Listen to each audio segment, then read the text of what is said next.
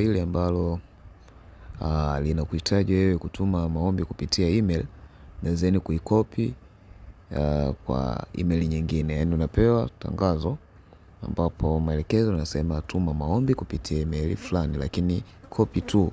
Maana yake wanahitaji sasa maombi hayo ya copy nakala yake katika email nyingine ambayo anakupatia pia, mfano sasa email ya pili. Kwa hiyo unatakiwa utume tangazo kwa email ya kwanza, alafu uikopi tu, atakupa email nyingine. Ukiona tangazo kama hili, namna ya kuweza kutuma maombi, utaingia katika Gmail yako, utabonyeza compose, alafu utakuja kuiweka ile email sasa ya kwanza ambayo anasema kwamba tuma maombi kupitia email fulani, utaiweka.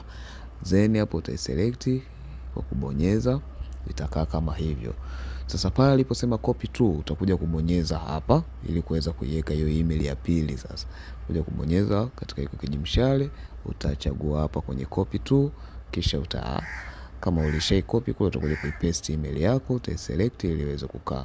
Kwa hiyo tayari hapo unatuma maombi kupitia email hii, na then una copy tu email hiyo ya pili. Kwa baada hapo ndio utakwenda kuendelea kwamba na subject yako labda ni application for position gani, utakuja kuweka body yako, na then attach zile